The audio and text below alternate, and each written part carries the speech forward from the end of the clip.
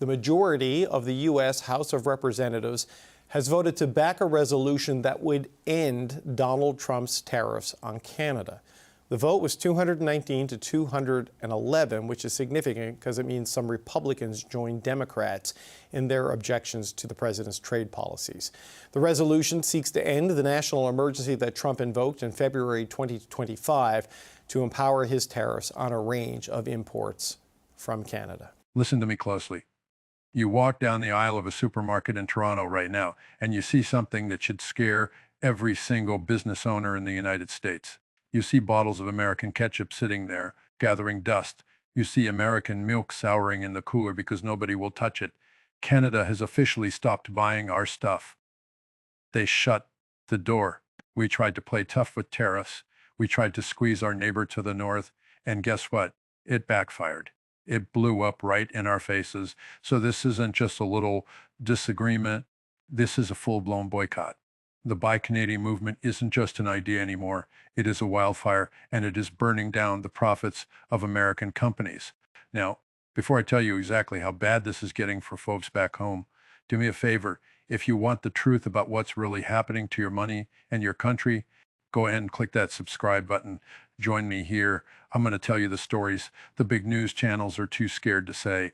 Just hit that button and let's get into the mess we made. So here's the plain truth. The United States government, specifically the Trump administration, decided to slap big taxes, that's what tariffs are, just big old taxes, on goods coming from Canada.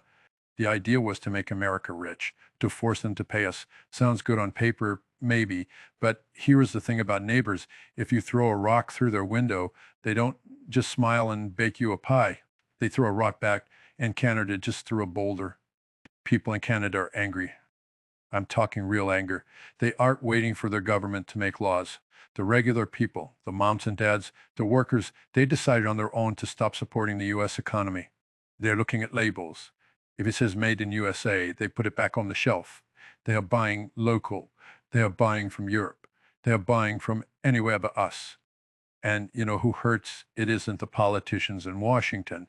It's the farmer in Wisconsin who can't sell his milk. It's the factory worker in Ohio who makes parts that Canada doesn't want anymore. We poked the bear, and the bear is biting back. You have to understand, Canadians are usually polite folks. They are our best friends. We share the longest border in the world. We are like family. But you know how nasty a family fight can get. That is where we are. This Buy Canadian pride is soaring through the roof. It is a matter of honor for them. Now, they feel disrespected. They feel like we bullied them. And nobody likes a bully. So while our leaders are talking big about winning, the cash registers are silent. The trucks that usually head north packed with our goods, they are sitting empty in parking lots. This trade war was supposed to be easy to win. They said Canada would fold. Well, look around. They aren't folding. They are standing up, and they are hitting us where it hurts the most, our wallets. And this is just the beginning of the pain. And let me tell you that pain is spreading fast, and it is spreading deep into the heart of our own towns. You see, we forgot something very important. We forgot that Canada has options. We acted like we were the only store in town. Like they had to buy our corn and our steel because they had no choice. Well, that was a mistake. A big one. Canada looked at those price tags, looked at those insults coming from the White House, and they picked up the phone and called Europe. They called China. They called South America. They said, hey, we need to do business. And the rest of the world opened their arms wide. Now, go take a look at social media. You don't need to be a computer whiz to see what is happening. There are lists being shared right now, long lists of American brands to avoid. It is organized. It isn't just one angry guy shouting at the clouds. It is millions of people sharing tips on how to swap American ketchup for Canadian ketchup, how to buy cars made in Ontario instead of Michigan. They are helping each other cut us out of the picture. And the scary part, once they switch, they might never come back. If a Canadian family finds a local cheese they like better than the stuff we send them, do you think they're going to switch back just because we decide to play nice later? No, we are losing customers for life. I spoke to a buddy of mine the other day, a truck driver who has been running the route from Detroit to Windsor for 30 years. He told me he has never seen it like this. He used to sit in traffic for hours just waiting to cross the bridge because there was so much trade happening. Now, he says he breezed right through, but the inspection yards on the Canadian side were full of goods coming from other places. He said he felt like a ghost driving through a graveyard. That is our economy drying up, folks. That is money that used to pay for our schools and our roads just vanishing into thin air. And you have to ask yourself, what was the plan here? Did we think they would just take it? Did we think they would bow down? We underestimated their pride. You cannot humiliate a country and expect them to write you a check. Now we have American companies panic calling Washington. They are begging the government to fix this. The big bosses are sweating. They see the quarterly reports coming in and the numbers are red. They're realizing that you cannot win a trade war when the other side decides they simply don't need you anymore. We are seeing American farmers pouring milk into the dirt because they can't sell it. We are seeing warehouses filling up with stuff that was supposed to go north. And while we sit here with our surplus, Canada is busy building new relationships. They're signing deals with other countries that will last for decades. We are essentially pushing our best customer into the arms of our competitors. We are doing the work for them. We are handing over our market share on a silver platter, and we are doing it with a smile, thinking we are winning. But looking at those empty trucks and those angry Canadians, it sure doesn't feel like winning to me. It feels like we are losing a friend and losing a fortune at the same time. You have to dig a little deeper to really get why this makes my blood boil. It wasn't just about money. It wasn't just about a few extra cents on a can of soup. It was the insult. That is what really stung. To put these taxes on Canada, our government used a law that said Canada was a national security threat. Can you believe that? A threat. We are talking about the country that fought beside us in every major war, the country that opened its homes to us on 9/11s when planes were grounded, and we turned around and called them a danger to the United States just to squeeze a few dollars out of them. That is like looking your best friend in the eye, the guy who has had your back since kindergarten, and calling him an enemy just because you want to take his lunch money. It is shameful. And Canadians took that personally. They didn't just get mad at the prices, they got mad at the disrespect. And when you hurt someone's pride, they don't just stop buying your milk, they stop visiting your house. This brings me to the next big disaster that nobody is talking about: tourism. It used to be that every winter you couldn't walk down a street in Florida or Arizona without seeing license plates from Ontario or Quebec. The snowbirds, we called them. They came down here with their pockets full of cash, renting condos, eating in our diners, golfing on our courses. They pumped billions of dollars into our local economies. But now those condos are sitting empty. The diners are quiet. I have friends who run motels near the border in New York and Vermont, and they are telling me business is dead. Canadians are staying home, or they are taking their vacation money to Mexico or Cuba. They're saying, why should I go spend my hard-earned money in a country that thinks I am a threat? And honestly, I can't blame them. If a neighbor told me I was dangerous, I wouldn't go to his backyard barbecue either. So now we have American hotels suffering, American restaurants closing early, and American shops losing their best customers. We drove them away. We put up a keep out sign and then acted surprised. When nobody showed up, the damage to the tourism industry alone is costing us jobs right here on American soil. The bellboy, the waitress, the tour guide, they are the ones paying the price for this tough talk in Washington. And it goes both ways. American businesses that rely on selling things to Canadian tourists who come across the border for a day of shopping, they are crushed. Malls near the border used to be packed with Canadian shoppers looking for deals. Now, the parking lots are empty. The Buy Canadian movement means they are shopping in their own malls, eating in their own restaurants, and keeping their money in their own country. We didn't just build a wall, we built a barrier of anger, and it is blocking the flow of cash that kept so many of our towns alive. Here is the thing that really twists the knife. We were told these tariffs were going to punish Canada. We were told they would pay the bill. But let me let you in on a little secret that the economists know, but the politicians won't say out loud. Canada doesn't pay the tariff. You do. I do. When a company here in America needs to buy aluminum to make a soda can or steel to make a car, and they have to buy it from Canada, they now have to pay that extra tax to our own government. And do you think that big company just eats the cost? No way. They pass it right on to me and you. So now you walk into a store to buy a washing machine and it costs more, and you go to buy a pickup truck and the prices jumped up. Why? Because we decided to tax the metal that makes them. We are literally taxing ourselves and pretending it is a punishment for someone else. It is like punching yourself in the face and waiting for your neighbor to get a black eye. It makes no sense. And it gets worse. I've spoken to folks who work in small manufacturing shops right here in the heartland. These are family businesses that have been making nails or shelving units or machine parts for generations. They rely on that Canadian steel because it is high quality and it is close by. Now, their costs have gone through the roof. They can't compete anymore. I know a guy who had to lay off 10 workers last week, 10 families without a paycheck, not because Canada did something wrong, but because our own government made it too expensive for him to do business. We are killing our own jobs to make a point that nobody understands. Canada, on the other hand, was smart about this. They didn't just flail around wildly. They looked at a map. They looked at where the powerful American politicians come from. And they said, okay, we are going to put tariffs on things that come from those specific places. They targeted bourbon. They targeted motorcycles. They targeted playing cards. They picked items that would hurt the very districts of the politicians who started this mess. It was a surgical strike. They knew exactly where to hit to make the phone lines in Washington ring off the hook. So now you have whiskey makers in Kentucky staring at warehouses full of bottles they can't sell to Canada. You have motorcycle factories in the Midwest wondering why their orders have dried up. Canada isn't just boycotting. They are playing chess. And frankly, it looks like we are playing checkers with half the pieces missing. We thought we could just muscle our way through, but we forgot that trade is a two-way street. When you block traffic on one side, everything gets jammed up. And the saddest part is the confusion. You talk to regular folks, and they don't know why their grocery bill is up or why their brother got laid off. They just know things are getting harder. They don't realize that this tough guy act on the global stage is reaching into their pockets and taking out their hard-earned cash.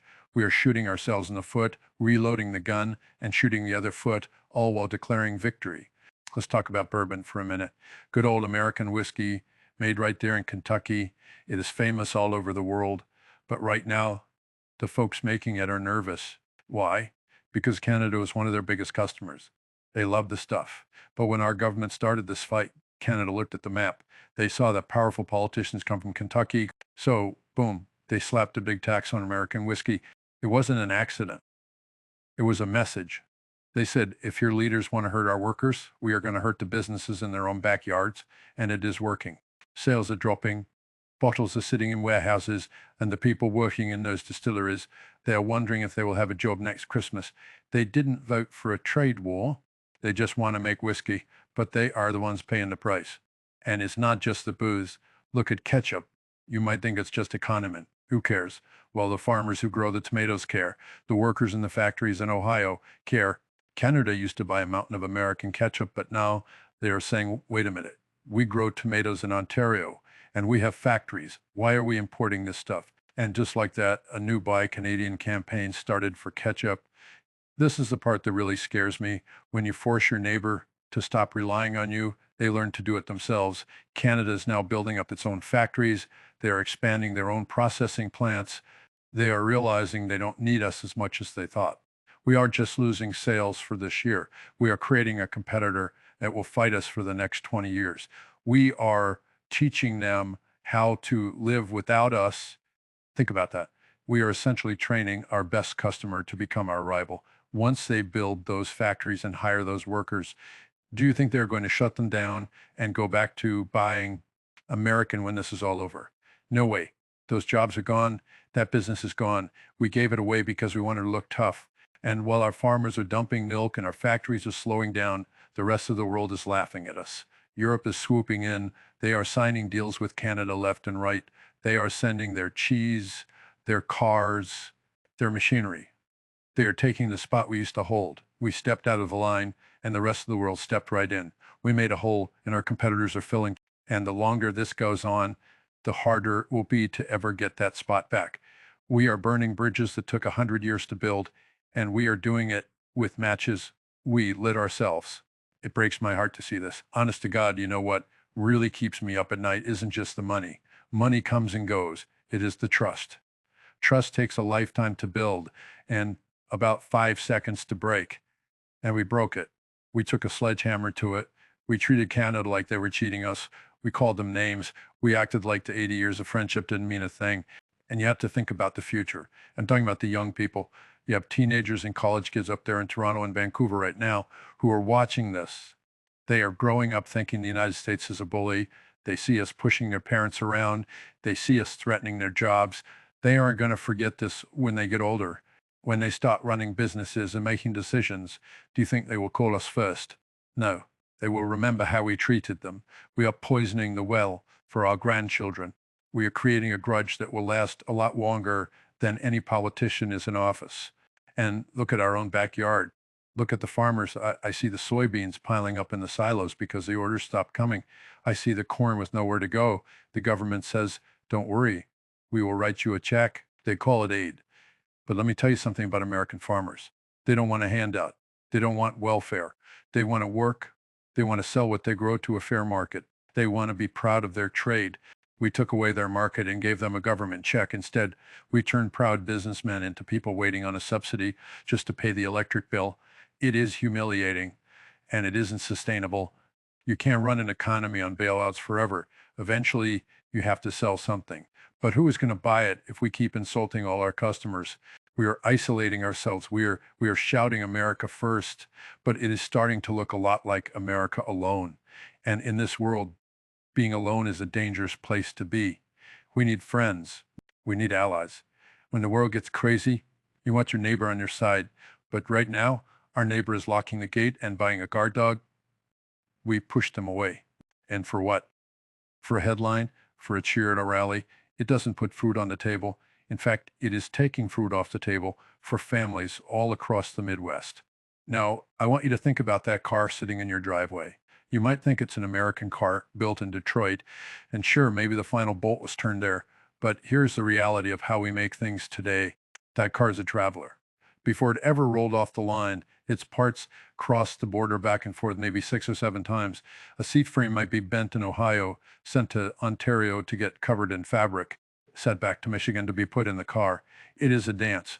We work together. We have been building cars like this for 50 years, but now every time that truck crosses a bridge, the cash register rings, the price goes up. We are taxing the same part over and over again. By the time that car is finished, it costs thousands of dollars more than it did a year ago. And who pays that? You do. Or worse, nobody does because nobody can afford it. People keep their old clunkers and new cars sit on the lot. And this is where we really shot ourselves in the foot.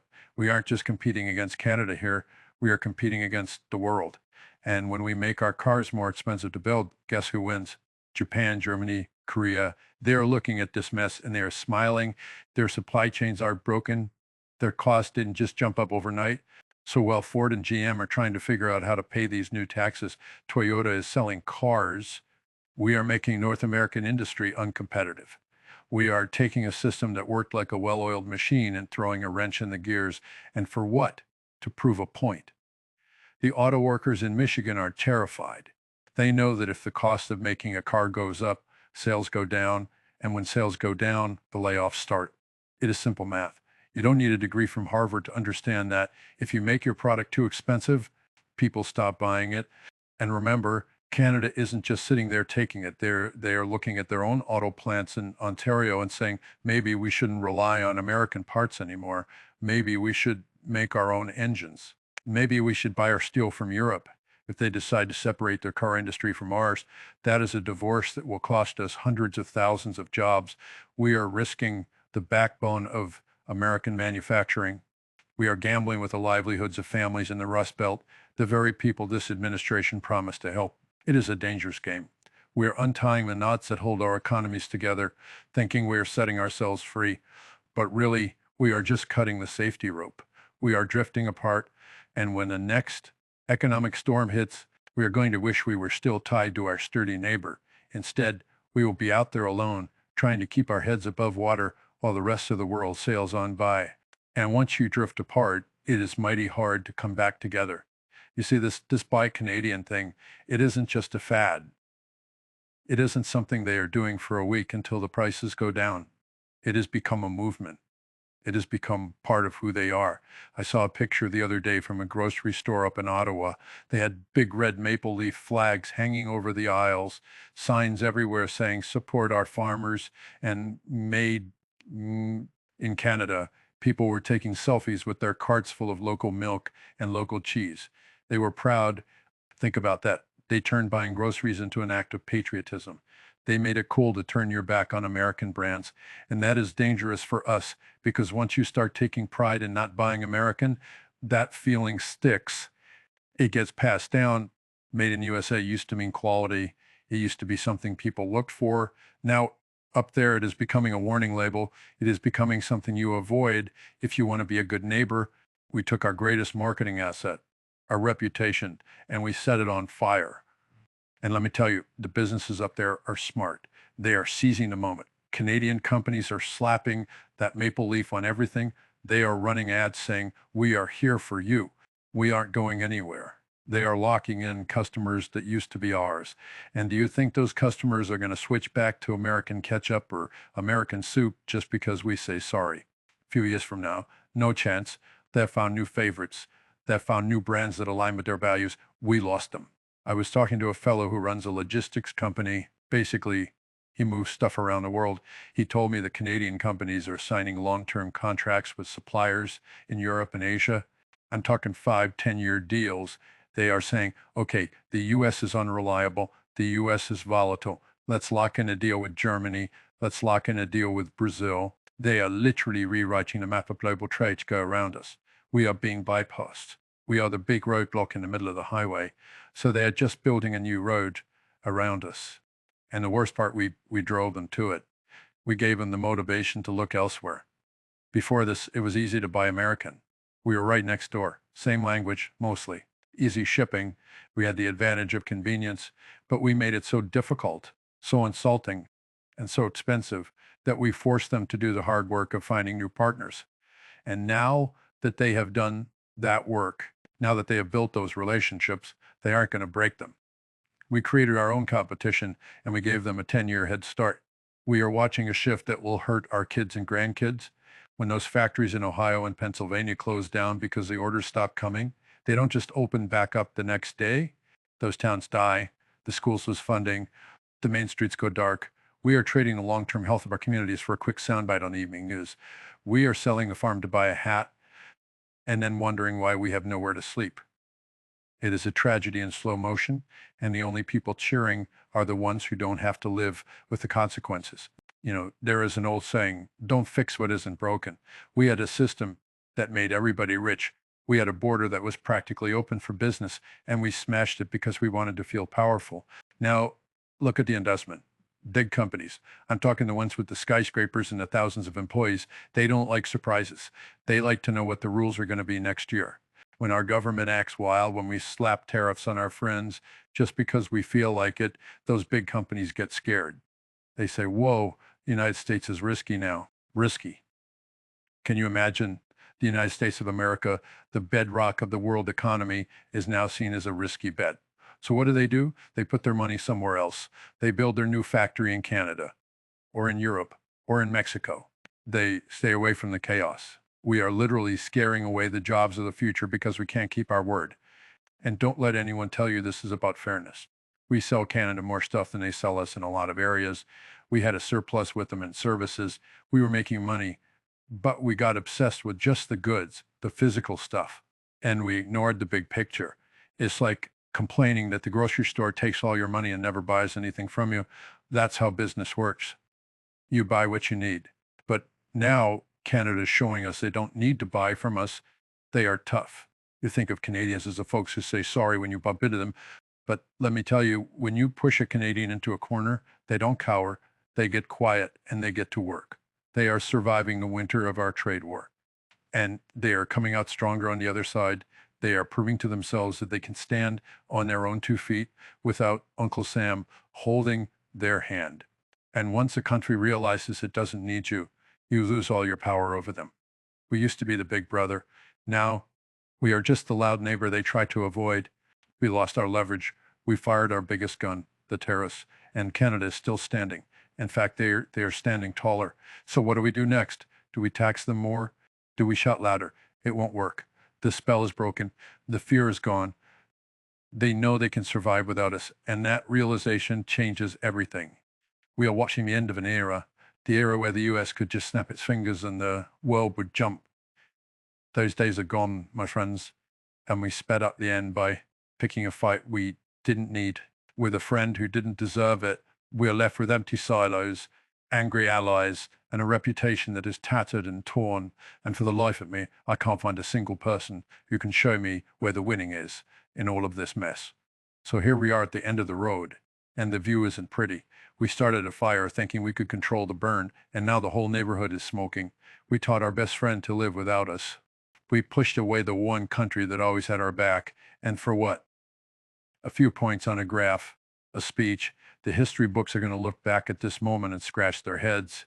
They will wonder why the richest, most powerful country on earth decided to pick a fight with its nicest neighbor. And make no mistake, this Buy Canadian movement isn't going away. It is etched into the minds of a whole generation. You can take away the tariffs tomorrow, but you can't take away the memory of the insult. You can't just undo the feeling of betrayal. We have changed the relationship forever. We went from being brothers to being business associates who don't trust each other. And that is a loss you can't put a price tag on. I want you to think about the farmers I told you about. Think about the factory workers. Think about the small business owners. They are the ones left holding the bag. The politicians in Washington, they will be fine. They have their salaries, they have their drivers, but the folks in Wisconsin with the sour milk, the folks in Ohio with the unsold steel, they are the ones paying for this ego trip. We need to wake up. We need to realize that in this world, you are only as strong as your friends. And right now, we are making ourselves weaker by the day. We are building walls when we should be building bridges. We are shouting when we should be listening. And if we don't change course soon, we are going to find ourselves very lonely at the top of the hill. If you are tired of the noise, if you are tired of the spin, and you just want the plain, hard truth about what is happening to our country, do me a huge favor. Hit that subscribe button right now. Join us. We are building a community here of people who care about the real story, not the fairy tales they tell on TV. Leave a comment down below. Tell me what you are seeing in your town. Are prices up? Are shops closing? Let's talk about it. Let's look out for each other because it sure feels like nobody else is looking out for us. We can fix this. But first, we have to admit we broke it. We have to look in the mirror and say we messed up. We need to go back to being the neighbor that people want to visit, not the one they build a fence to avoid. It is time to stop the bullying and start the healing. Because at the end of the day, a good neighbor is worth more than all the gold in the world, and we just might have lost ours. Thank you for listening. Stay safe out there and hold your friends close.